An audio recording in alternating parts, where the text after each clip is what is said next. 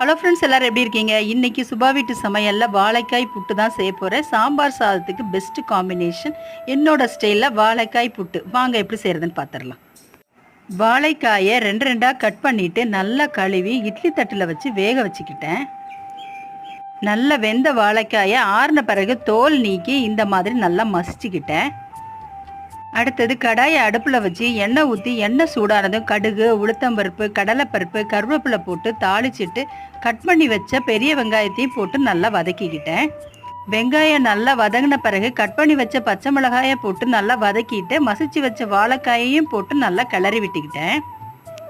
அடுத்தது அரை முறி துருவன தேங்காய், 1/4 டீஸ்பூன் மஞ்சள் பொடி, தேவையான அளவு உப்பு, கொஞ்சம் காயம் போட்டுட்டு கடைசியாக 4-5 சொட்டு எலுமிச்சை சாறு ஊற்றி நல்லா கிளறி இறக்கணுன்னா என்னோட ஸ்டைலில் வாழைக்காய் புட்டு ரெடி. நீங்களும் ட்ரை பண்ணி பார்த்துட்டு கமெண்ட் பண்ணுங்கள் ஃப்ரெண்ட்ஸ். தேங்க்யூ.